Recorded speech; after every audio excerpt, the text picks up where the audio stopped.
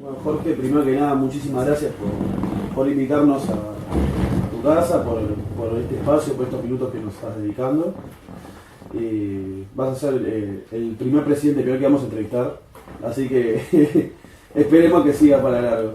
Bueno, primero que nada, para arrancar un poco, para describir el personaje y la persona Jorge Barrera, ¿en qué momento fue que entraste a la política de Peñarol y a este mundo Peñarol tan caótico? Fue en el año 2005 y 2006. Yo hice una maestría en Derecho Penal en Buenos Aires. Y entonces, casualmente, me encuentro con Juan Pedro Damiani en Buenos Aires, en la calle Florida, a media cuadra de la Galería Pacífico. Y entonces ahí me presento, empezamos a conversar, nos conocíamos socialmente, pero no habíamos tenido nunca la oportunidad de charlar. Ahí él me comenta de las cosas que está haciendo el club. Todavía vivía el contador. Luego se presenta en la elección del 2008 y me invita a ser delegado de la institución. O sea que desde el punto de vista de mi ingreso formal, esto es en la elección de diciembre del 2008. No obstante esto, yo estaba vinculado antes al trabajo en el club militante, sin ningún cargo, sin ningún tipo de aspiración, cuando Washington Cataldi se presenta como candidato a presidente en la elección de los 100 años, es decir, que se presentaba Cataldi contra el contador. Yo voto a Cataldi y ahí comienzo a militar, que me acuerdo que pintábamos carteles, hacíamos una actividad militante, o sea que desde el punto de vista de mi relación con autoridades del club, ya te diría que desde finales de los 80 me incorporé. Después evidentemente estudié, me alejé, mi primer contacto fue ahí, y luego sin lugar a dudas con el gesto de Juan Pedro, y por eso es que no solamente tengo gratitud por lo que fue su muy buena gestión, sino gratitud por haberme incorporado a trabajar para el club. Y después, ¿cuándo fue que decidiste lanzarte a la presidencia? ¿Hubo alguien que te convenció? ¿Estabas medio en duda? ¿Cómo fue ese proceso? Bueno, fue tan público y notorio que fue uno de los temas de campaña electoral, que indudablemente yo venía trabajando hace 9 años como delegado, primero tercer delegado, después segundo delegado, y luego en el último mandato encabecé la delegación. Evidentemente Juan Pedro había dicho que no iba a ser candidato a presidente hacía 3 años, pero luego lo ratificó en el último año. Yo tenía distintas circunstancias profesionales, laborales, que tuve que meditar mucho, familiares también, porque en la vida dirigencial se quita mucho tiempo a la familia. Y bueno, entendí que no podía disponer del tiempo suficiente como para poder ser presidente del club. Posteriormente vino Rodolfo Catino, que tenía un grupo político, vino todos mis compañeros de ruta en el trabajo dentro del club. Hicimos un grupo de trabajo que podía permitir delegar más actividades para dedicarle el tiempo que yo necesito para el trabajo profesional como penalista y poder dedicarle algo de tiempo a mi familia. Y después aprovecho un fin de semana largo, que mi señora no estaba, y me quedé solo con mi hijo. Fue después de un partido de Peñarol. El lunes era feriado, el lunes del 14 de octubre, del 12 de octubre, ese fin de semana que se festeja el lunes. Fuimos el sábado al estadio y ahí 7, 8 compañeros, entre los cuales estaba Rodolfo, me dicen que querían tener una reunión conmigo. Yo estaba solo acá con mi hijo, acá en el fondo hicimos la reunión, me plantean de que tengo que ser el candidato y que las cuestiones temporales que yo había manifestado, había un compromiso de todos de trabajar intensamente en dedicarle horas al club, y estaba mi hijo que estaba escuchando, estaba jugando a la pelota, escuchaba pero se hacía el que no participaba, y en un momento viene y me dice, hacé mi meñique. Viste que los niños cuando le haces meñique es como un compromiso. Y me dice, papá, si sos candidato, voy a portarme mejor en la escuela. Y entonces, la verdad que me conmovió. Y bueno, ya hice mi ñiqui, me jugué. Lo gracioso fue cuando vino mi señora el lunes, porque yo le digo a Juan Pablo, bueno, esto se lo digo yo a mamá. Le digo, esto vos no podés hablar nada, es un secreto entre nosotros, que hay que ser público porque no tenemos secretos, pero digo, esto el que se lo tiene que decir soy yo. Sí, papi, sí, papi. Llego por buquebús, salimos del puerto, de la terminal del puerto, no llegamos al Club Neptuno, vieron que son 2 cuadras de ahí, y Juanpi dice, mamá, tenemos un secreto, tenemos un secreto. Yo lo miro, yo creo que fue el día que me transfiguré, yo que soy, tengo un poco de color, creo que quedé blanco, y le digo, Juanpi Solano, después, no podemos tener secretos en familia. Y le dijo, papá va a ser candidato a presidente del Peñarol. Dijo, papá va a ser presidente del Peñarol. Y bueno, me llevó unos cuantos días de falta de diálogo y después entre todos apoya el proyecto y realmente después, ayer se cumplieron 4 meses que asumió este nuevo consejo directivo y por lo tanto yo la presidencia y estoy feliz, la verdad que puedo compatibilizar las 2 actividades. Previamente a esto también yo conversé con 14 presidentes de América, porque nosotros habíamos formado lo que se llama la Liga Sudamericana de Clubes de Fútbol con los principales clubes de América. Y entonces tengo un chat, viste, como hacías grupos, en los cuales están los integrantes de la comisión directiva, entre vocales, titulares, suplentes, son precisamente 14 y a todos los fui consultando de cómo podían compatibilizar las 2 actividades, porque la mayor parte, los 14 presidentes tienen su actividad privada y tienen su actividad en el club. Y bueno, lo pudieron hacer, me animaron y realmente hoy que pasa el tiempo me doy cuenta que sí, a costa de sacrificio personal y a costa de sacrificio familiar, pero bueno, son compatibles y además se suma algo que debo reconocer, que es la actitud de los otros 10 integrantes del Consejo Directivo de Peñarol, que me parece que, como dice el refrán, muy sabio, es de bien nacido ser agradecido. Y así como yo le agradezco a Juan Pedro todas las cosas todo el impulso, todas las cosas que hizo por el club y el impulso que me dio a ser candidato, debo reconocer que los 10 integrantes del Consejo Directivo de Peñarol formamos una unidad, hay división de tareas, trabajan, se comprometen, no hay mayoría ni minoría, y eso también ayuda a que uno pueda realizar la gestión sabiendo de que estamos todos espalda con espalda, lógicamente que hay matices, discrepancias, puntos de vista, pero hay algo que debo reconocer, que en estos 4 meses el club es uno solo hacia afuera, y creo que es mérito de todos, así que hoy siento que los tiempos electorales quedaron sepultados el 9 de diciembre, creo que los socios dieron un gran mensaje, únanse, no se dividan, no se peleen, creo que la integración del propio consejo directivo hay que saber leerla, y por lo tanto la primera obligación que tiene cualquier representante que se debe a sus socios o sus electores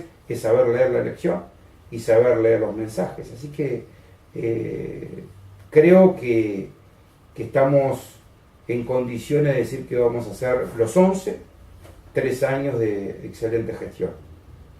Y además también lo positivo es que encontraste un plantel muy bueno para afrontar con sus dificultades económicas y demás, pero un plantel muy bueno y también de cara a Libertadores, y pasando ya a la situación deportiva. Bueno, pero por eso es justo reconocer, no hay nunca en un club un periodo que termina y otro que empieza. No, claro. O sea, nosotros heredamos un gran plantel y hoy lo estamos consolidando y lo estamos disfrutando y creemos que estamos en condiciones de seguir dando las peleas por los objetivos que tenemos al principio de año. Sabemos que lo de Beatriz fue una fatalidad, que lo del Mota fue una fatalidad, y son dos piezas en un andamiaje que venía del año pasado, que son clave. Pero esto es Peñarol, y Peñarol implica pensar en grande, Peñarol implica sobreponerse a la adversidad. Tenemos dos grandes adversidades y nos estamos sobreponiendo, y esa es la actitud Peñarol. ¿Y cómo describirías en balance general la situación deportiva del club hoy en día? El campeonato uruguayo es un campeonato que pasamos raya en noviembre. Si vos te fijabas en el 2017, cómo estabas parado en el primer semestre del 2017, y comparás cómo estamos hoy, estamos mucho mejor hoy que en el primer semestre del 2017, y fuimos campeón.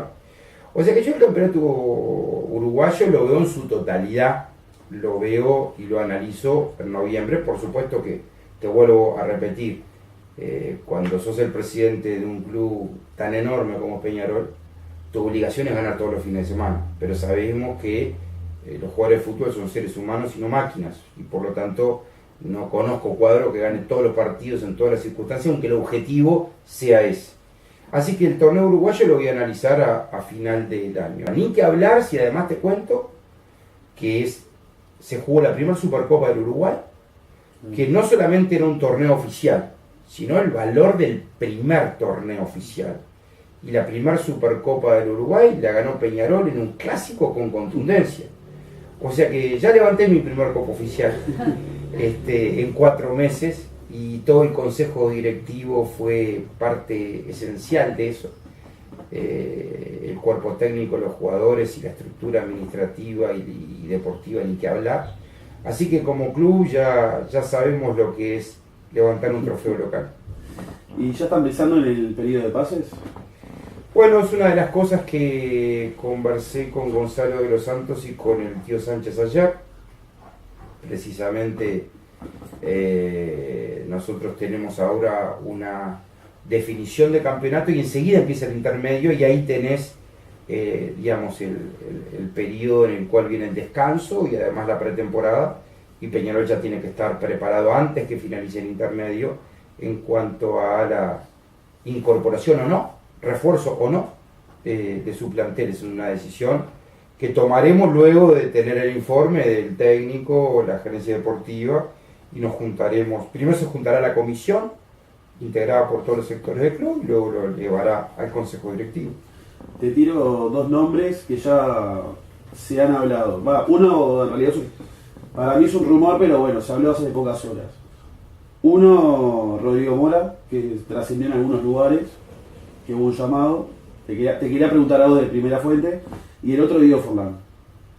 Mirá, te vuelvo a repetir, me parecería que opinar sobre jugadores antes de que me encargué el trabajo ayer, si yo opino antes de que me den el informe, sería una falta de respeto para 2 personas que están trabajando muy bien en el club.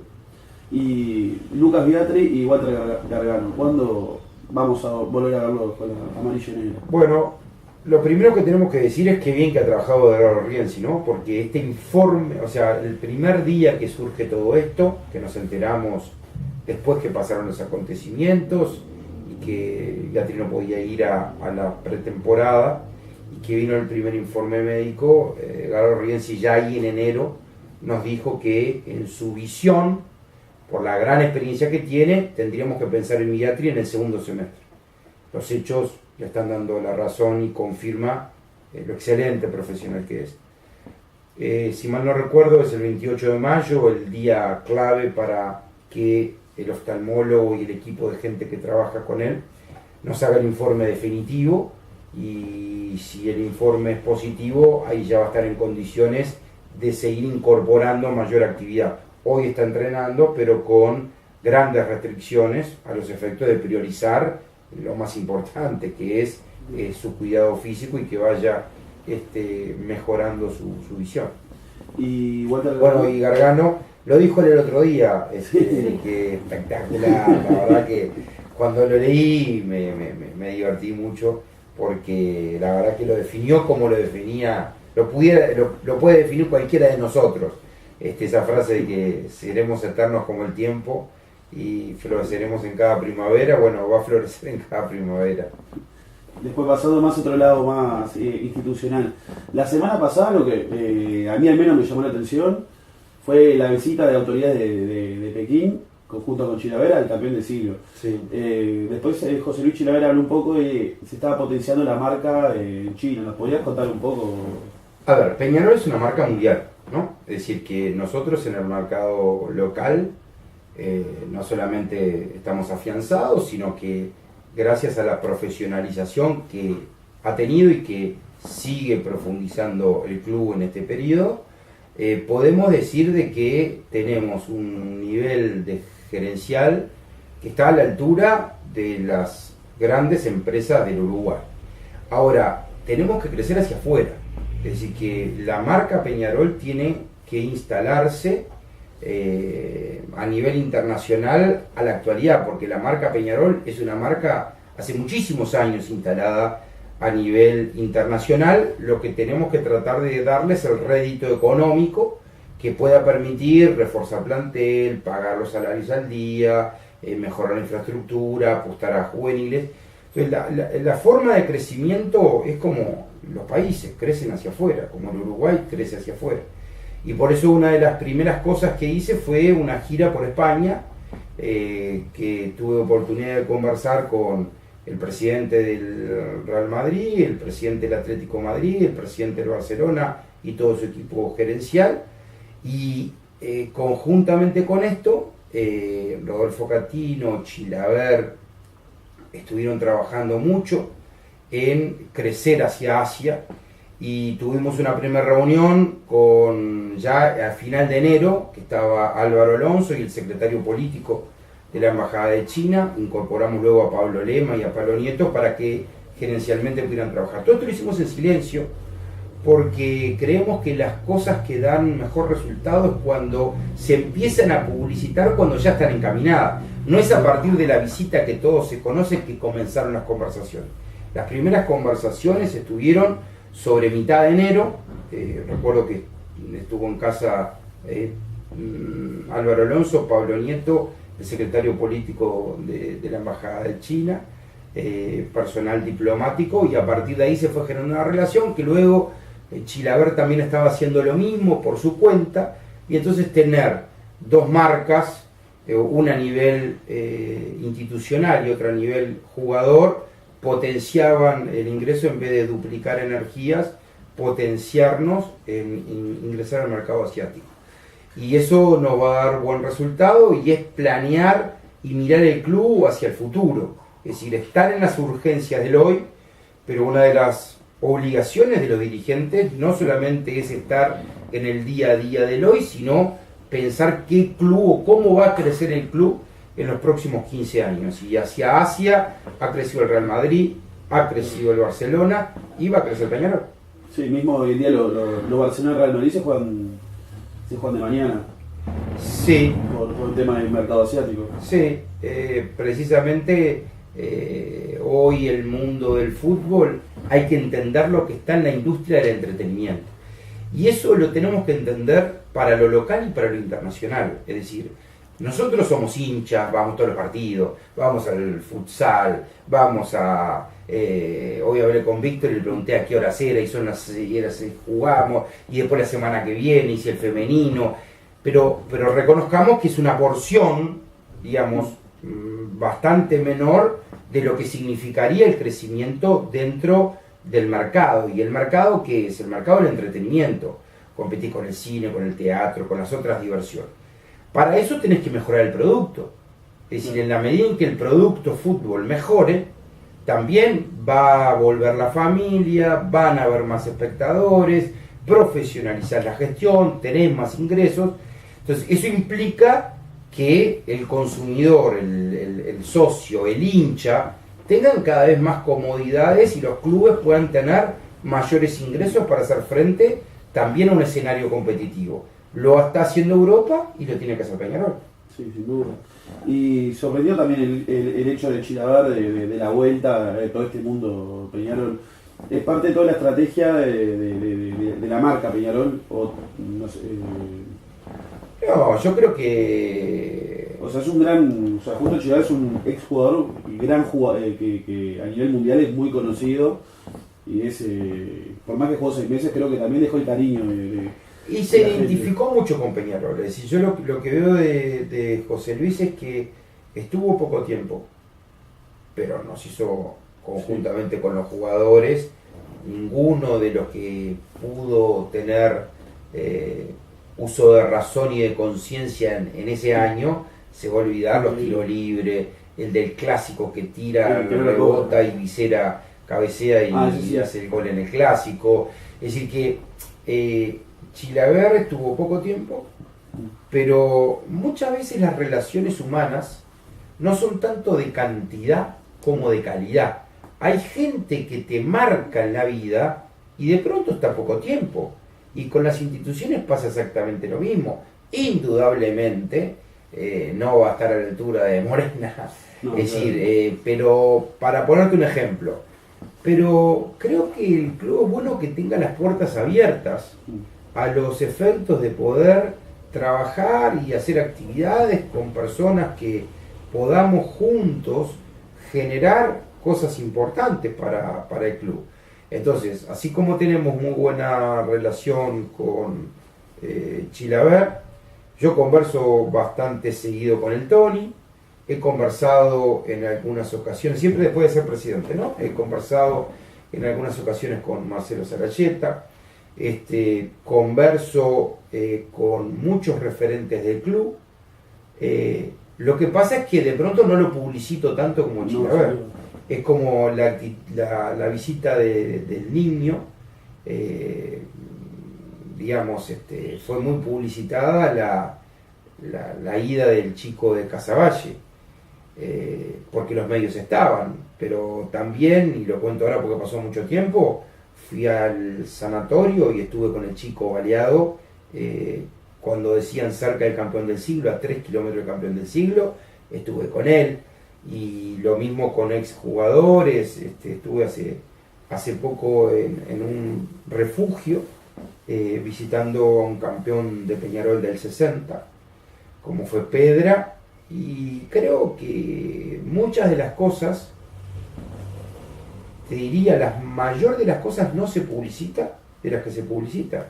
Es más, las que son divulgadas públicamente porque se da la circunstancia, no porque armamos algo. Entonces, lo de Chilaver ha sido más público, pero mi contacto con otros ex jugadores del club es constante y de pronto no tienen tanta difusión, pero en mí tienen exactamente el mismo valor. Del tema arbitraje, que es un tema que preocupa a un poco a los hinchas y seguro a más un dirigente también. ¿Qué opinión tienen ya en el consejo directivo? ¿Es algo que les preocupa? Mirá, divido en dos. Los arbitrajes a nivel internacional, viste que han sido muy justos. Es decir, que vos analizás los 4 partidos de Copa Libertadores y realmente si hubo algún error, no, pero mínimo sin poder determinar para quién, cómo y en qué circunstancias. Fíjense que a nivel internacional y los 4 partidos que hemos disputado no se habló del juez, que es lo más importante en una disputa de fútbol, que no se hable del juez. A nivel local, todos sabemos que en este campeonato, para ir, por ejemplo, muy pocos partidos han existido errores tan importantes para nuestra institución en detrimento de nuestra institución. Pero yo te diría, las cosas más importantes con respecto a los temas arbitrales son aquellas que se hacen sin publicidad.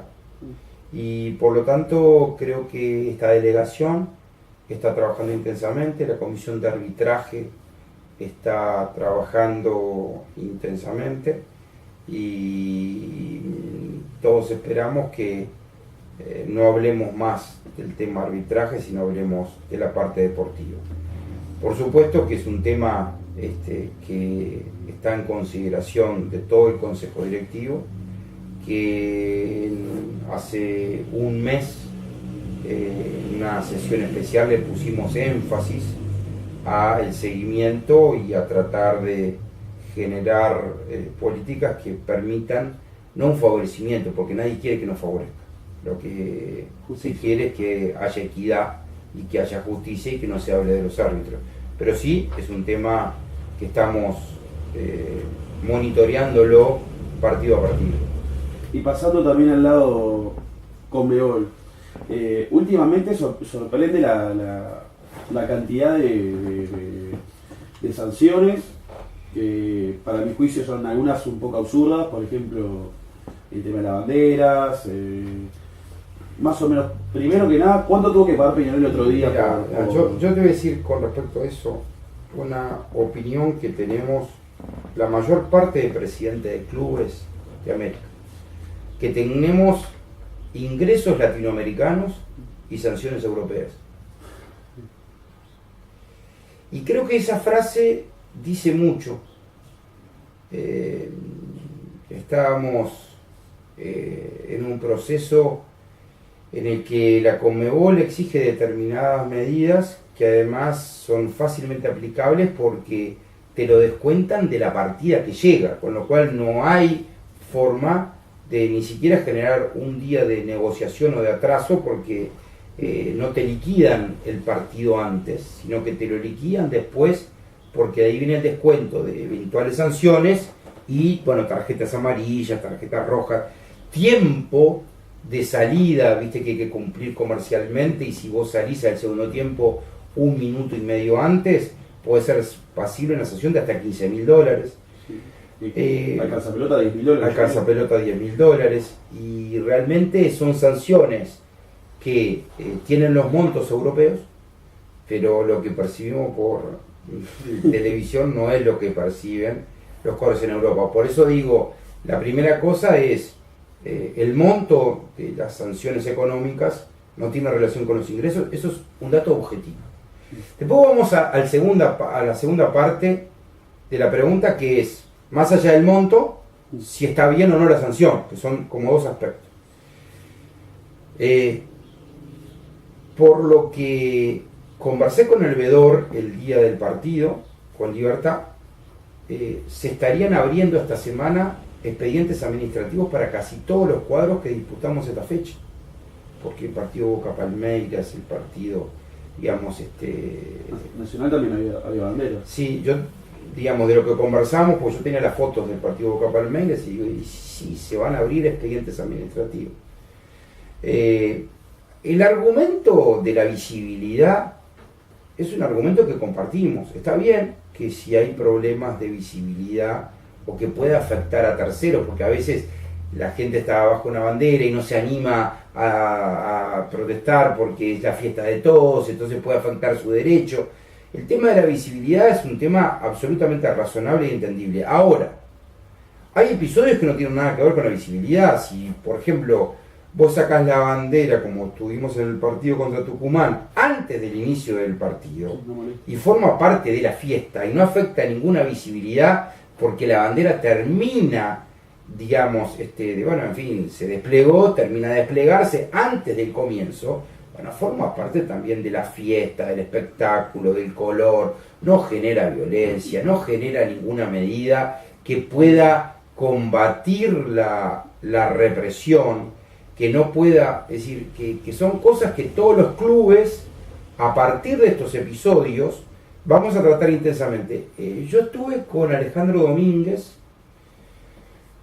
presidente de la Conmebol, antes del partido con Libertad en Paraguay, una charla personal, donde él me dijo, y creo que esto es una primicia, porque no tuve ocasión de comentarlo con ningún medio después, porque hablo poco en los medios, es decir, trato de tener más tiempo para el trabajo, y digamos, eso me ha generado algunos inconvenientes, pero estoy convencido de que esto es lo que hay que hacer, hablar muchísimo, tener muy poca frecuencia, solamente cuando haya temas institucionales que requieran la voz del presidente. Entonces no lo he podido comentar. Te decía que con Alejandro Domínguez me comentó que este año va a formar por primera vez una comisión de clubes, que ya le había anunciado, dentro de Conmebol. y lo iban a integrar los 16 cuadros que clasificaran a octavos de final. Con lo cual, como nosotros vamos a clasificar y vamos a estar entre esos 16, estoy convencido que uno de los temas que nos va a afectar a los 16 es ese. O sea que creo que en poco tiempo, como es una problemática que nos afecta a todos, cuando el presidente de la Conmebol cite a esa reunión de clubes, yo creo que ese tema es uno de los temas que todos vamos a tener arriba de la mesa, ¿no? Y teniendo en cuenta tanto escaleras, que creo que el otro día se respetó, teniendo en cuenta lo de la bengala y demás, más o menos, ¿cuánto pagó Peñarol el partido pasado por multas? Bueno, todavía no, recién las notificaciones son 48 horas después, o sea que el lunes estaríamos recibiendo si se abrieron expedientes administrativos o no, y los artículos que se aplican y el monto. O sea que es un tema que vamos nosotros a tener la información oficial a partir del lunes. Lo que sí es que hoy recibí parte del informe de la Comisión de Seguridad y vamos a actuar defendiendo al club, defendiendo los ingresos del club y tratando de que acá los que hacen un gran esfuerzo por ir al partido, por pagar la cuota mensual, no se pueden ver afectados por la conducta de uno o dos personas. Después, pasando a la situación económica, ¿cómo se encuentra la situación económica del club actual? Mirá, estuve el viernes una reunión con Alfi, con Pablo Lema, analizando la situación salarial. Te diría que casi el 70% del plantel está al día, y con el resto sí tenemos un atraso, que lo reconocemos, que valoramos la actitud de esos jugadores en cuanto a la tolerancia que han tenido para con el club, que es algo que lo primero que tiene que hacer uno es valorarlo positivamente, agradecer y hacer los esfuerzos porque esta situación se vaya achicando. En estos 4 meses de gestión se generaron 4 salarios, se han pagado los 4 salarios, es decir que estamos haciendo un esfuerzo importantísimo, los 11 integrantes del Consejo Directivo, para cumplir con nuestras obligaciones, que es esencial a la labor de los dirigentes. ¿Y qué significaría para Peñarol pasar de fase desde el punto de vista económico? Poder cumplir en menos tiempo, es decir que con quienes tenemos deudas, poder pagarles antes. Las deudas se van a pagar, Peñarol siempre ha pagado, y eso desde la fundación del club hasta ahora, Peñarol ha honrado siempre sus compromisos, y no vamos a ser los primeros en que no honremos los compromisos. ¿No creen que puede ser peligroso a largo plazo la política de precios altos? No, en la medida en que evidentemente, si vos tenés la masa social que cumplen regularmente y que el socio siente y entiende que tiene prioridad y lo ve que tiene prioridad frente al no socio, creemos que en el largo plazo no perjudica. Lo que quiero ser muy claro con respecto a los precios es lo siguiente. Primero, nadie es más o menos sensible. Todos sabemos lo que significa el precio. Yo vengo de una familia en la cual cuando tenía que ir al estadio y había que pagar, había que hacer esfuerzos muy grandes para poder ir al estadio. O sea que a mí las dificultades para poder pagar una entrada al costo que está, no me la contaron, la viví. Yo sé lo que significa, inclusive el dolor porque debe estar sintiendo muchísima gente por querer ir y no puede. O sea que no es un problema de sensibilidad sí o sensibilidad no. A mí también me duele ver que muchas familias añorarían poder estar presentes y no pueden. No es un tema de sensibilidad. Es un tema de que tú hiciste una pregunta hace 5 segundos que tiene que ver con esto. Te preocupa que estemos al día en el pago de los salarios. Y los pagos de los salarios son mediante dinero. Es decir, que para poder cumplir con la primera pregunta que me hiciste, con la pregunta anterior, tengo que tener los recursos como para poder pagar, poder hacer frente a juveniles, poder dar asistencia al femenino, poder tener política de seguridad. Es decir, que por un lado tengo los egresos del club, que cada día tenemos que ser más competitivos y ponernos al día, y por otro lado la única forma de poder hacer frente a los egresos son los ingresos.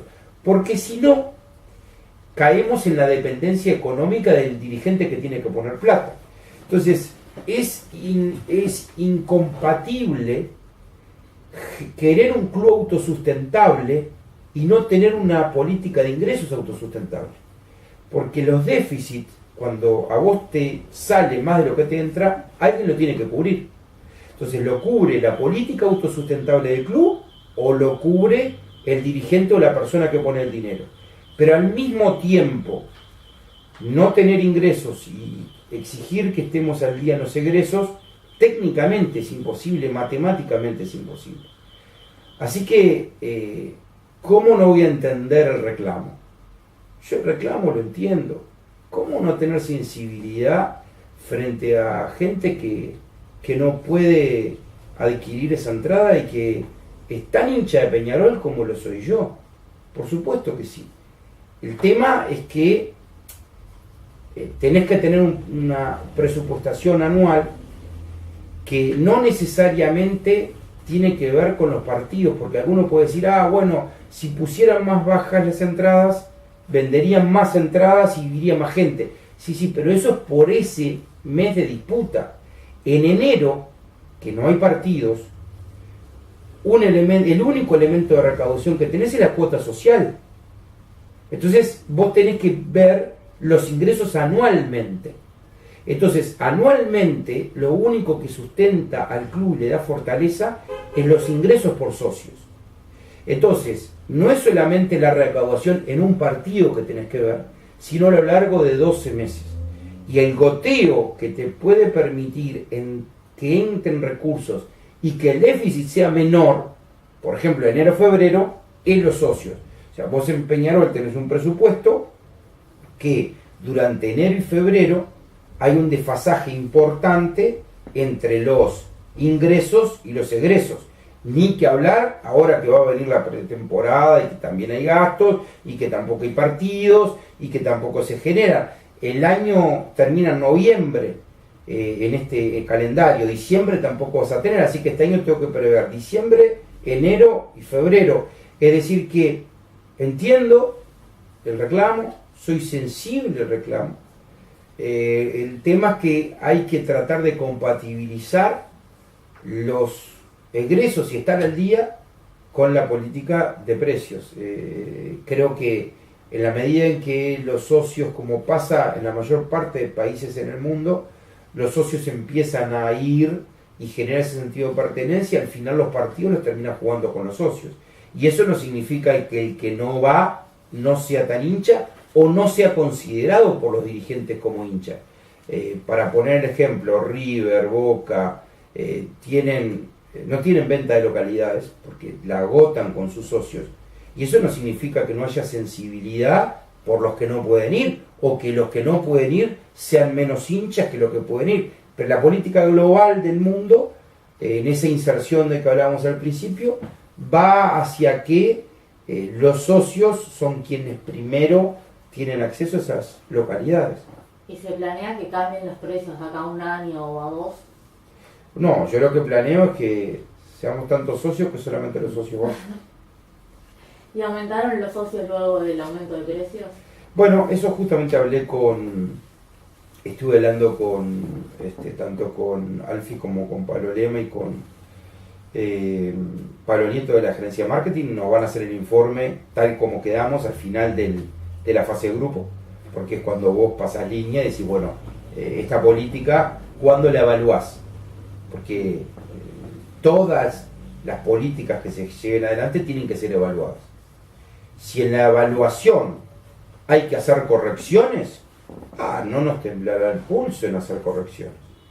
De la misma forma que yo hago correcciones a nivel personal. y que en el estudio tengo una política determinada, en mi estudio jurídico. Si de esa política no da resultado, no tengo ningún problema en cambiar y en explicar por qué cambias. Porque yo creo que hay que tener una diferencia bien clara entre la coherencia y la tosudez. En la vida hay que ser coherente, no hay que ser tosudo. Si la coherencia te da buenos resultados, hay que seguir. Si por la coherencia da buenos resultados, no cambiar es ser tosudo. Así que no, acá no hay un problema de principios, acá hay un problema netamente de resultados. Si los resultados son positivos, se sigue; si los resultados son negativos, se rediscutirán los temas. ¿Qué porcentaje del presupuesto anual cubren los socios? Qué buena pregunta para Alfie. Creo, te lo diría, no tengo el número técnico exacto, pero alrededor del tercio del presupuesto. Pero el número exacto te lo puede dar Alfie, Caijo, Eduardo Barbieri, y bueno, ni que hablar, que es con quien converso mucho y es una computadora en la cabeza, que es Walter Pereira. ¿Y cuántos socios tiene Peñarol hoy en día que pagan todos los meses la cuota? Qué buena pregunta para ellos. Si te incorporo a alguien más, que es Álvaro Alonso, el gerente general. Te vuelvo a repetir lo que te dije al comienzo.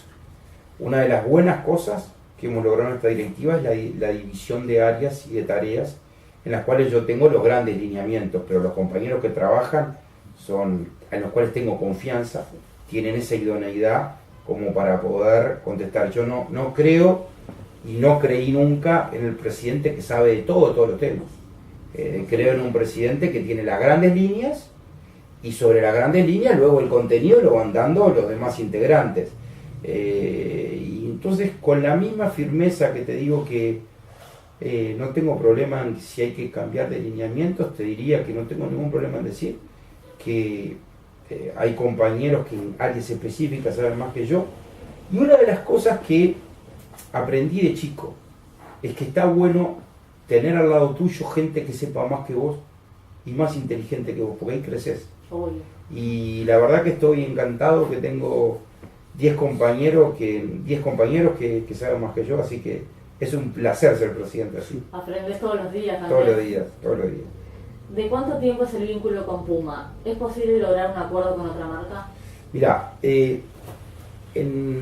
cuando yo era delegado, no voy a nombrar la marca, pero trabajé muy intensamente en hacer contactos con una marca internacional que, por lo que he visto, yo miro bastante los tweets, en las redes sociales, y era una marca que se estaba reclamando por qué Peñarol no hacía contactos. Y te puedo decir que con Álvaro Alonso y Pablo Nieto fuimos a una reunión a Buenos Aires. En la región de esa marca estaba a favor de que pudiera competir antes de la renovación de Puma con Peñarol, y luego en Casa Matriz, por una cuestión de mercado, se entendió que no. Es decir, que nosotros tenemos un vínculo contractual con Puma, pero evidentemente, como con cualquier proveedor, lo que tratamos de hacer, o cualquier socio comercial, lo que tratamos de hacer es potenciarlo, y lo que tratamos de hacer es que compitan en un sistema libre, abierto y transparente. Así que en ese sentido todo el club es muy transparente en cuanto al manejo económico y al manejo con los proveedores y con los socios. Así que en ese sentido siempre lo mejor es lo mejor para Peñarol. ¿De quién depende la tienda del Palacio Peñarol? ¿El club recibe dinero por ese negocio? Sí, recibe un porcentaje, y eso lo estuvo negociando el club, el consejo directivo anterior, y hoy quien lo monitorea es Álvaro Alonso. Y pasando ya el campeón del siglo, ¿qué proyectos tiene en mente Peñarol?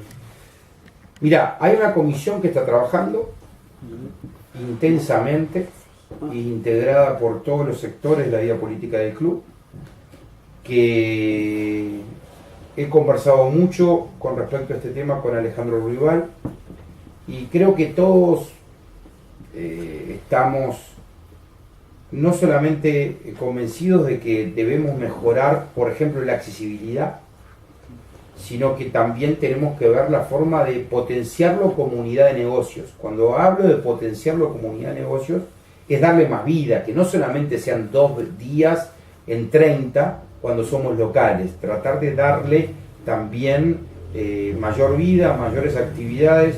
Mira, cuando estuve con el Real Madrid, resulta que Butragueño me generó una reunión que pude ver como el 30% de los ingresos del Real Madrid lo genera el Bernabéu. El Bernabéu, el estadio Bernabéu. Por lo tanto, tenemos un terreno para crecer importante, y una de las cosas, cuando se formó una comisión dentro del consejo directivo, pero también con gente que no forma parte del consejo directivo de todos los sectores, fue precisamente potenciar los ingresos del campeón del siglo, que permita mejorar infraestructura, accesibilidad y todo lo que hoy vemos nosotros que estamos todavía en el debe. Así que tengo plena confianza en esa comisión, y te diría que el diálogo con Alejandro Ruibal a partir de eso es enorme. ¿Y qué negocios de los que existen hoy en día en el campeón del siglo, por ejemplo, publicidad, tienda, puestos de comida, butacas, palco, entrada, temas, todo? ¿Cuáles son los que pertenecen a Peñarol y cuáles se consiguieron a otras empresas? ¿Y cuánto tiempo? No, sí, ahí va. Hay todo un tema de tercerización en función de los aportes. Acordate que para que el campeón del siglo fuera una realidad, hubo, por un lado, aportes de palquitas y butaquitas fundadores, que en definitiva fue histórico lo que generó Peñarol a nivel país, y también evidentemente hay concesiones y tercerizaciones. Precisamente esa comisión de campeón del siglo, conjuntamente con el departamento comercial, que está Mijail Lichtenstein, está Julio Ligori, están trabajando con Alejandro Ruibal, con Evaristo González, están trabajando intensamente precisamente en poder determinar esas circunstancias. Sin ir más lejos, con respecto al tema, digamos, cafetería, y con respecto al tema, digamos, de todo lo que tiene que ver con los accesos alimenticios y compras y catering, tuve un intercambio de mail con Álvaro Queijo, con Rodolfo Catino, con Alejandro Ruibal, donde se está analizando una propuesta concreta. Es decir, que eso, hay buena relación también con las tercerizaciones para ir mejorando esa circunstancia, y pasar la raya es una cuestión también económica, ¿no? ¿Cuánto sale jugar un partido en el campeón del siglo? O sea, sin tener en cuenta las multas, por ejemplo, que es algo que se podría sacar. Mirá, tengo 2 datos. El primero, que es mucho más barato que en el Estadio Centenario. Por eso, cuando existió el diferendo entre jugar este último clásico y el clásico del clausura, cada uno en nuestra casa, con Nacional, o hacerlo en el estadio, una de las cosas que fuimos muy firmes con el presidente Nacional fue que nos sale mucho más caro jugar en el estadio que en cada una de nuestras casas. También depende ahí el costo energético, si es de noche o si es de día, porque está en una cifra cercana a los $10.000 solamente la iluminación. Así que, como te decía, el número exacto con Alejandro Ruibal o con Alfi. Después, pasando el tema del clásico del campeón del siglo, ¿no sería más conveniente o no sería más fácil el tema de seguridad si se cambiaran las cabeceras? Mirá, en esta área, como en todas, escucho mucho a los que saben más que yo, y en esto le cedo la derecha a la Comisión de Seguridad.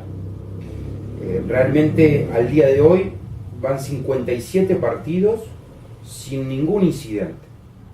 Por lo tanto, si en 57 partidos sin ningún incidente, con una planificación profesional, 3 minutos antes que estuvieran ustedes, y por eso me retrasé un poquito, estuve hablando con la Comisión de Seguridad precisamente por el tema del viaje a Tucumán, la organización de Tucumán, digamos, que me hiciera un informe de la última temporada en cuanto a cómo evolucionó, qué medidas de sugerencia puede haber. O sea que están trabajando todos los días en el tema. Entonces, cuando se dé esa eventualidad, lo primero que voy a hacer antes de opinar es llamar a la comisión de seguridad y decir, bueno, en estas condiciones se podría jugar, no se podría jugar, cuáles son las medidas perfectibles, porque si yo anticipo una opinión antes de escuchar a los expertos y a los que me han dado buenos resultados, no solamente sería un atrevido, sino que realmente hablaría muy mal de mí, de que para qué tengo una comisión específica para eso con expertos, si le voy a adelantar lo que opino, así que voy a escucharlos. Después pasando ya al ámbito juveniles, ¿cómo está hoy en día el balance general Peñarol en el tema? Bueno, creo que si hay algo que tuvo la campaña electoral positivo, con muchas cosas positivas, pero si hay algo que tengo que remarcar, es que todos los sectores entendimos que en juveniles, en estos 9 años, se han dado avances sustanciales. Y que como todo club importante en el mundo, siempre tiene que tratar de ver cómo puede mejorar y qué cosas se pueden perfeccionar. Pero si uno analiza una línea en el tiempo, mira que desde en los últimos 9 años el avance, el trabajo, la gestión en materia de juveniles notoriamente ha sido muy bueno. Así que en este nuevo periodo lo que hay que hacer es profundizar aquellas cosas que se han empezado a hacer, mejorar evidentemente lo que todos queremos, que es las condiciones de infraestructura y luego el producto, que es la cantera de jugadores, pero creo que es unánime que Peñarol ha crecido mucho y que por este camino debemos seguir trabajando. Y otra pregunta, que durante la campaña electoral se habló mucho de... no es que se habló mucho, pero se había hablado de un proyecto en el interior, encabezado por Mario Salaley, y quería preguntarte, ¿en qué se encuentra eso hoy en día? Mira, en virtud de lo que te decía al comienzo, de que el consejo directivo somos 11 y todos con el mismo objetivo, precisamente lo que tratamos de hacer son políticas de unidad y políticas de búsqueda de los consensos. Y era imposible arrancar con ese tema sin tener instaladas las autoridades juveniles, que fue lo último que en el club se votó. Así que ahora que las autoridades están, ahora que desde el punto de vista institucional se logró tener la total conformación de los cuadros directrices, ese sin duda va a ser un tema que vamos a trabajar, que le vamos a proponer al resto de los compañeros y que se va a tratar de salir adelante, porque sigo creyendo que es un gran proyecto. Pasando a otros deportes, ¿es posible la vuelta del básquetbol en un futuro? Con respecto a los deportes auxiliares al fútbol, yo creo que todo proyecto que sea autosustentable económicamente y competitivo, porque no es solamente que genere los recursos, que genere los recursos y que además estés en recursos para hacerlo competitivo, no para hacer un cuadro de mitad de tabla hacia abajo, sino para estar a la altura de lo que es Peñarol. Estoy dispuesto a estudiar todos los proyectos, así como hemos incorporado fútbol sala femenino, 4 meses vamos, ¿no? 4 meses, fútbol sala femenino, hemos incorporado el handball, hay hasta una propuesta que estamos en estas horas compartiendo con los compañeros, hasta de bowling, de que Peñarol ingrese a la Federación de Bowling, un excelente proyecto que nos enviaron, que ya hoy estoy haciendo circular con el resto de los compañeros. Así como hemos mejorado el apoyo al fútbol femenino y al fútbol sala. Bueno, si en 4 meses incorporamos 3 disciplinas, creo que estamos en esa línea. Con respecto al básquet, yo estoy muy abierto a escuchar todas las propuestas que vayan en ese sentido. Autosustentabilidad y competitividad. Bien. ¿Tenés alguna idea de qué presupuesto necesitaría Peñarol para tener un equipo competitivo en primera división de básquetbol? Mira, como evidentemente no soy hincha de ningún club en básquetbol, el básquetbol, aunque ustedes no lo crean, en algún momento fue flaco. y jugué al básquetbol. Es el único deporte que practiqué con mucha frecuencia. Jugué en mini, cadetes y menores de Neptuno. Y bueno, hoy Neptuno ya no está compitiendo, con lo cual no tengo ese cariño de un cuadro que esté compitiendo, con lo cual no tengo tanta información. Lo que me han dicho es que está entre los $700.000 y el $1.000.000 para poder pelear la liga. Por lo tanto, tendríamos que tener fuentes de ingresos cuando se esté en esas circunstancias cercanos a esa cifra. Así que, pero vuelvo a repetir, es lo que me han comentado, del cual no tengo toda la información para decirte que es un dato realmente científico, porque bueno, te vuelvo a repetir, el básquetbol me encanta verlo. Voy al básquetbol y me pasa un problema, que viste que te dividen de hinchadas. Entonces no sé a cuál ir, porque me acuerdo que el año pasado fui a un partido, Trujillo Malvin, y entonces cuando entré me preguntaron a dónde ir, y entonces y bueno, un rato de un lado, otro rato de otro, porque también fui a ver a Montevideo, inclusive al básquetbol también me pasaba lo mismo. Me acuerdo que fui a ver Montevideo Unión Atlética, y ¿dónde me siento?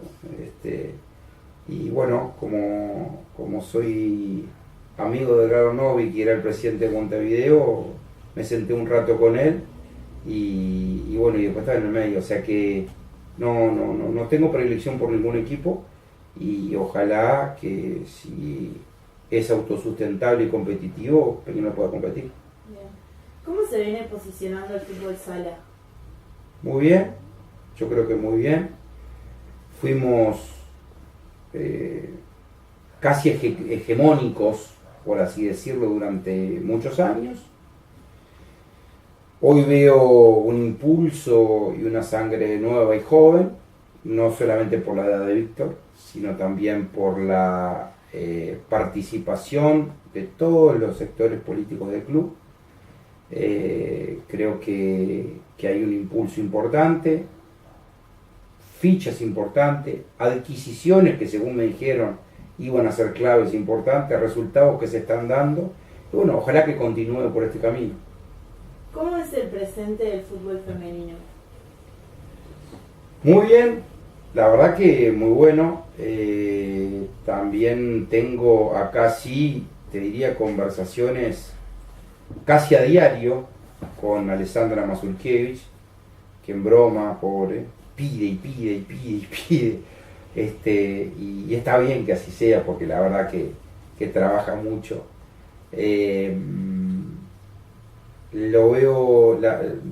Veo que va a ser, sin lugar a dudas, una gran gestión.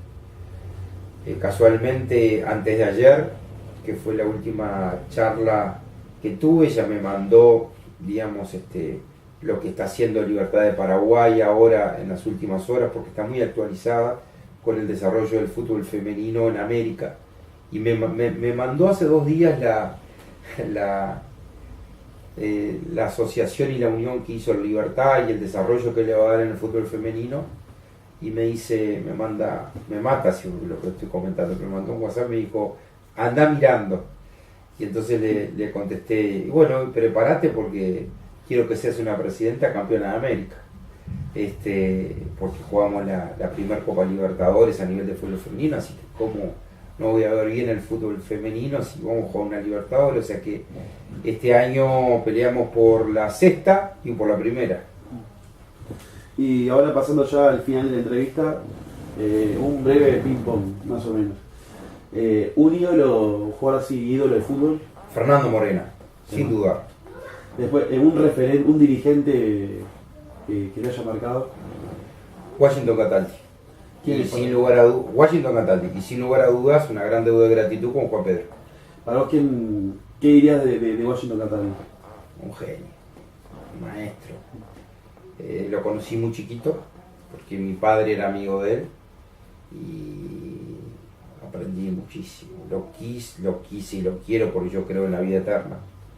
Así que lo quise y lo quiero mucho, y aprendí mucho. Y Juan Pedro, su tenacidad, y realmente poder disfrutar el sueño de todos los peñarolenses, que es el estadio campeón del siglo, sin su tenacidad no hubiera sido posible. ¿El gol que más gritaste? El del Nando del 82. Aunque el que más consecuencias negativas personales tuve fue el del Diego en el 87. El del Nando del 82 lo grité con el alma, el del 87 me acuerdo que me abracé al televisión, saltó, generó un corte de luz porque saltó. Me acuerdo que lo estaba mirando con mi mejor amigo hoy fallecido, que era hincha de Nacional, y lo estábamos viendo en mi casa. Yo vivía en Tristán Narvaja, casi 18 de junio, enfrente al Sportman. Y me acuerdo que cuando empezaron 10, 9, y cuando Diego la mete, me abracé el televisor, saltó, se armó un cortocircuito, pero ya bajé, enfrente estaba el Sportman, que sigue, creo que sigue estando, y realmente 18 se empezó a llenar. Por eso te digo, el que más grité fue el gol del Nando del 82, pero el que tengo el recuerdo de una situación de vida, más porque era más grande, bajé y me quedé toda la noche por 18 con gente, con amigos, iba llenando, la gente iba viniendo. O sea, imagínate cómo lo viví, las ganas que tengo de repetir eso en este periodo, imagínate. ¿Un jugador que te gustaría traer a Peñarol, vos como presidente? Paso, porque capaz que lo concreto en este periodo. Bueno, mejor entonces dejarla en silencio. La camiseta de Peñarol, el diseño así más lindo que... Me gustan todos a mí. Yo también, para el buen gusto, no soy un idóneo. A mí me gustan todos. A mí todo el amarillo y negro me encanta, pero no soy una voz de referencia. Me gustan todos, obviamente. Si vos me preguntás cuál tengo en mi retina, y la del 82, pero porque coincide que es cuando más empecé a ir al estadio. Entonces no sé si me gusta el diseño o me gusta lo que viene asociado al diseño. Claro. Después, una serie, una película. El abogado del diablo y Escándalo. Aunque ahora el mecanismo de Netflix, que es sobre todo el tema de Lavallato, me encanta. Está muy relacionado con mi actividad profesional, ¿no? Porque la verdad que tengo pasión por el derecho penal, y cuando tengo tiempo libre leo libros de derecho penal y miro series que tengan que ver con la abogacía. Y para finalizar, un referente de tu vida. Dios. A quien tanto tengo presente y a cuan tanto le tengo que agradecer tantas cosas que parecían sueños, parecían imposibles y son una realidad, y encima me perdona y me quiere. Ese es el referente ideal.